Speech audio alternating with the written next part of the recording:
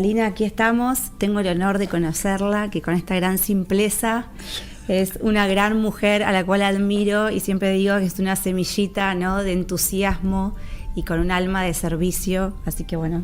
Gracias. No, por favor, me encantaría que nos cuentes, porque al que no te conoce, cómo empieza, ¿no?, esta historia al servicio de los demás, de la comunidad, y surges haciendo caminos. Bueno, te cuento.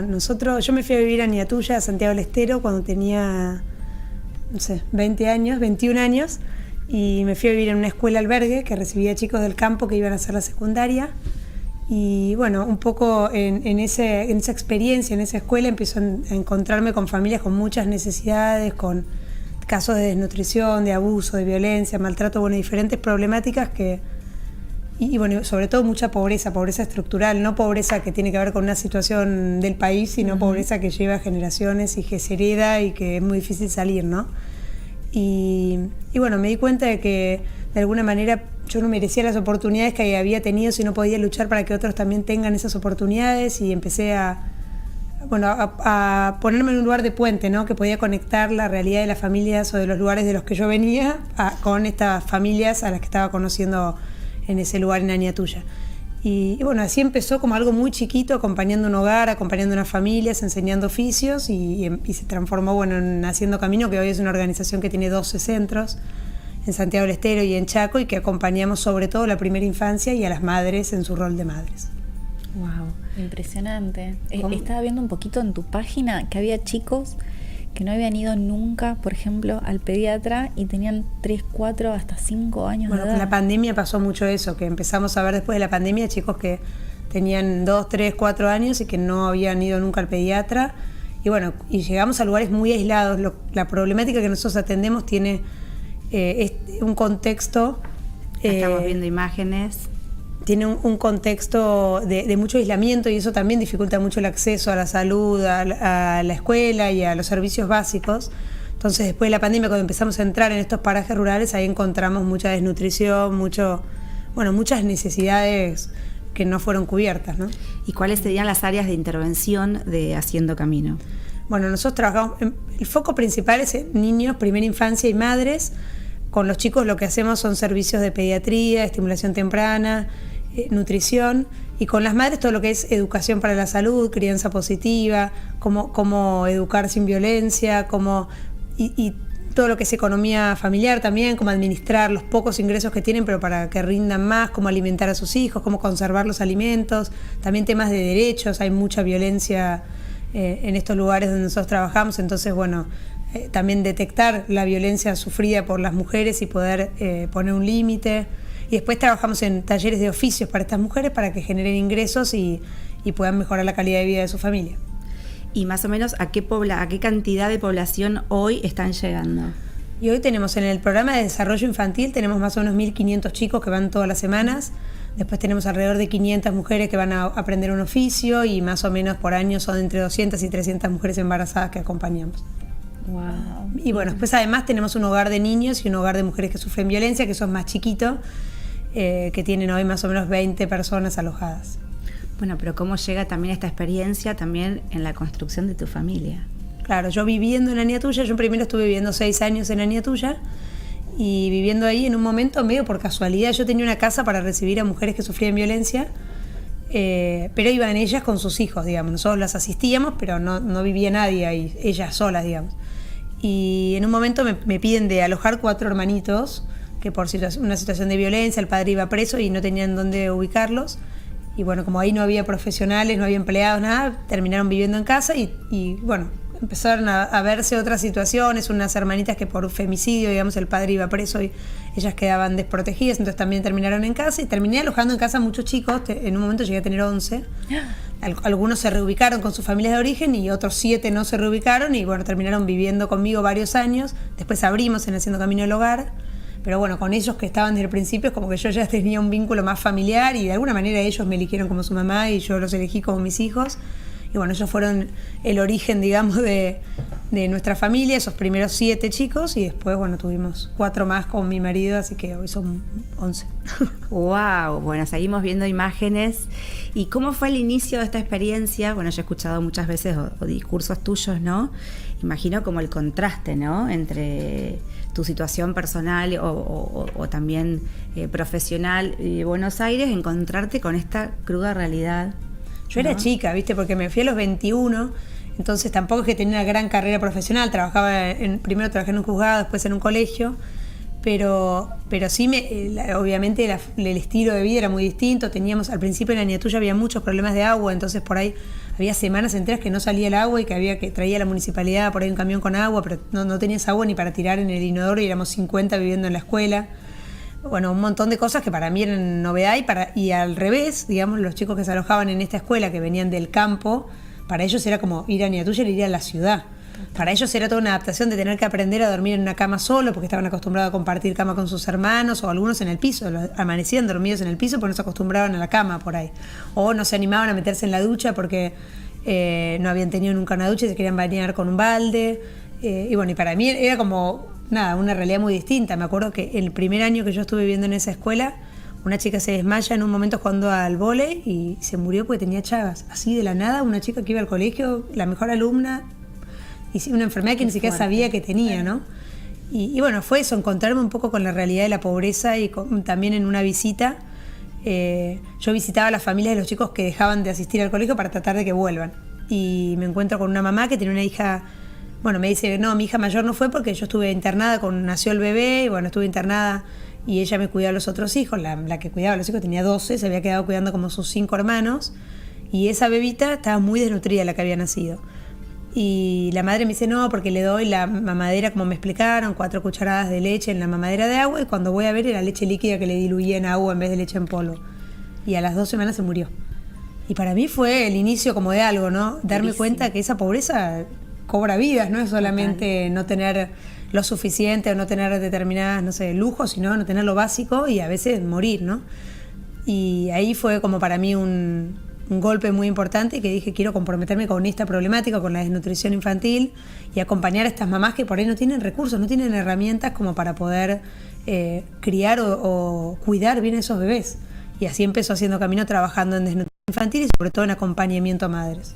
¿Y cómo eran me imagino, tus primeros regresos a Buenos Aires en este contraste, ¿no? Porque ahora estabas viviendo una realidad totalmente diferente, conociéndola, y volver a Buenos Aires e ir contagiando también a los demás en este servicio, ¿no? Yo creo que pasé por distintos momentos, porque era muy chica, ¿no? Yo, como te digo, el primer año tenía 21 años y volví y mis amigas estaban en el boliche, ¿no? Es que era difícil. Yo venía a contar un montón de situaciones que me angustiaban, un montón de realidades que había visto, de gente que me decía hace 5 días que no como, no sé, situaciones muy fuertes. Y mis amigas querían ir al boliche, no querían hablar de eso. Entonces me sentía un poco mal. Me acuerdo que tomaba el colectivo, tardaba 12 horas de Aniatuya a Buenos Aires, iba viendo como el cambio y decía, qué loco que esto sea el mismo país, ¿no? Venir de un contexto tan diferente y llegar a una ciudad y sentía como que todo iba tan rápido y nadie tenía tiempo para escuchar como ese drama que yo estaba viviendo, ¿no? Pero bueno, después fui teniendo otras distintas etapas. En un momento yo sentía como, estos están todos en cosas superficiales, a nadie me enojaba. Después empecé a entender que en realidad la idea no era que todos tuvieran que ser pobres, en realidad estaban bien ellos, lo que estaba mal era que hubiera otra problemática. Entonces, bueno, que nadie tiene la culpa, digamos, que no tenían la culpa de eso, ¿no? Y que yo no era quien para juzgar que todo el mundo no estuviera enfocado en lo que yo estaba enfocada, pero me costó al principio, porque era chica, me parece. O era, viste, apaguen la luz, nadie tiene conciencia del valor de la luz, del agua, no dejen la canilla abierta, como tenía un montón de... Claro, te cambió a vos la perspectiva de lo que te rodeaba, diciendo todo lo que sobra acá y allá que hace tanta falta, ¿no? Claro, al principio eso me pareció difícil de manejar cuando era chica, difícil, ¿no? Después empecé a entender que no, que en realidad yo tenía que tratar de nivelar para arriba, tenía que lograr... No que la gente se hiciera pobre, digamos, que los que estaban mal eran los que estaban en ese contexto de pobreza y que tenía que ver cómo ayudarlos a salir adelante, ¿no?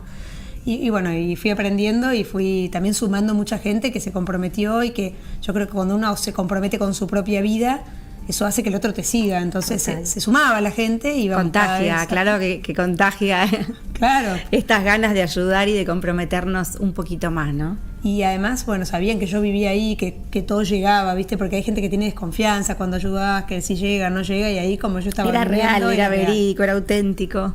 Y bueno, y así empezamos de a poquito a juntar compromisos, que era ir casa por casa pidiendo donaciones. Me acuerdo teníamos una lista de la gente que le cobrábamos casa por casa al principio, y con esa plata empezamos a construir nuestro centro de prevención de desnutrición, que fue el primero en Aniatuya, y después, bueno, todos los otros que lo siguieron, ¿no? Y en todo este proceso, imagino que hay un proceso también, como decís, empezaste muy joven, que te fue transformando a vos como persona. Sí, obvio. Y aprendiendo mucho. Yo creo que el mayor aprendizaje que yo viví fue el de ese encuentro, ¿no? Encontrarme con una realidad tan distinta y poder tener el tiempo de sentarme a escuchar, a conocer a las personas, que es lo que hago ahora, ¿no? Ahora Haciendo Camino es una organización enorme, y yo en cada viaje, ahora me voy el lunes que viene, y en cada viaje mi intención es me quiero sentar a charlar con las familias y que las familias me cuenten cuáles son sus problemas, no venir uno de afuera y decir esto es lo que necesitan. Claro, yo quiero saber qué es lo que ellos necesitan y lo que ellos perciben, ¿no? Y poder construir juntos una solución y poder enriquecerlos, pero también enriquecerme a mí a partir de lo mucho que las familias allá tienen para enseñarnos a nosotros, que es mucho, porque nosotros acá estamos viendo si ayudamos o no ayudamos, pero vos ahí te sentás en la casa de una familia y si solo tienen mate cocido y tortilla, te lo van a dar para que lo comas ese día y te van a poner su mejor silla para que te sientes, y como de su generosidad también tenemos mucho para mí para aprender, ¿no? ¿Y cómo se vive esto como en el interior de tu familia, no? Porque, bueno, para el que no sabe, a veces viajas con ellos, sí, y los llevas a conocer y a vivir esta realidad, ¿no? Forma parte de tu vida, en tu diario vivir. Sí, ahora viajo la semana que viene con los 2 más chicos. Para mí es muy importante eso, es como que lo tengo muy en mi foco. No quiero que mis hijos crezcan en una burbuja, quiero que conozcan las otras partes de nuestro país y que lo vean con naturalidad y que entiendan que tenemos una situación privilegiada y que tenemos que elegir qué hacemos con eso, porque nadie elige dónde nacer, pero sí elegimos qué hacer con las oportunidades que nos tocaron. Bueno, esa es una frase que te la he escuchado varias veces y que me marcó a mí, ¿no? ¿Querés repetirla? Porque realmente no elegimos. Sí, eso. El lugar donde nacemos es azaroso, nos toca nacer donde nos toca nacer.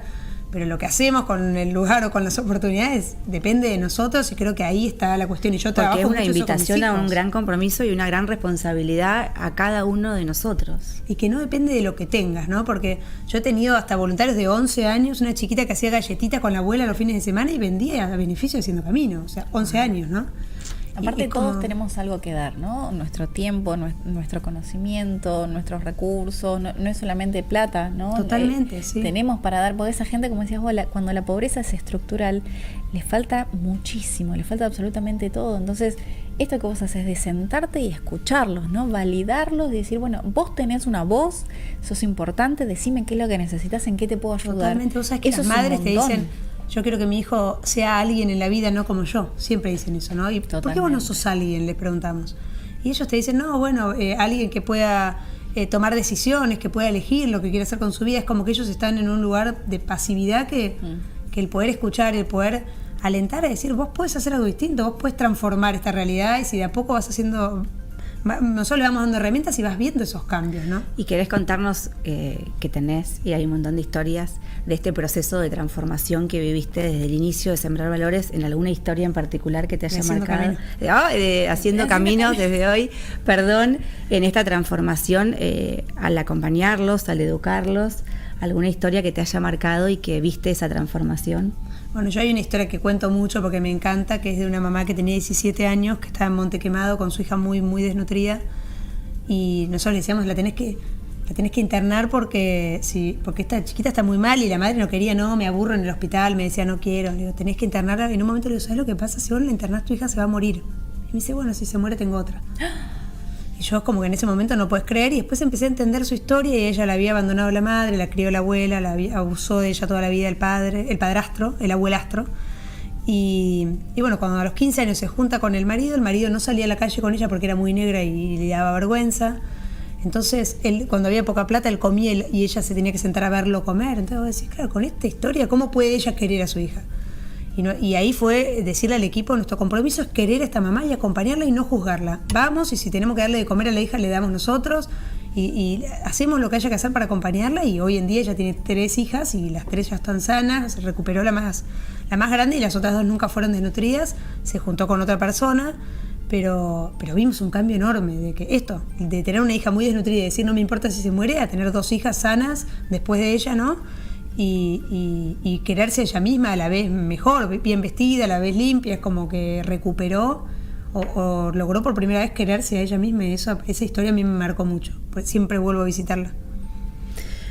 Para el que te esté escuchando, si quiere colaborar o conocer más de la fundación. Bueno, haciendocamino.org.ar. Nosotros funcionamos, todos nuestros programas funcionan con padrinos que aportan al tratamiento de cada chico. O sea, invitar al que se quiera sumar a colaborar con el valor que sea, más chico, más grande, pero con el tratamiento de uno de estos chicos, que nos permite seguir sumando a la demanda enorme que hay en nuestro país hoy, que hay cada vez más hambre, ¿no? Ok, acá me avisan que tenemos un mensaje.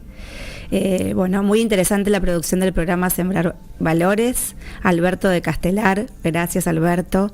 Por favor, denle las gracias a Catalina por recordarme lo que es importante. Wow. Gracias. Bueno, gracias Catalina, porque nada, yo digo, son lecciones, ¿no? Totalmente. Así que acá me avisan que nos tenemos que ir despidiendo. Bueno, gracias. Nada, te admiro. Ojalá, yo siempre digo que haya más Catalinas y que contagies más esto de ponernos en acción, cada uno como pueda y con lo que pueda. Así que, bueno, invitamos a que vean y formen parte de alguna manera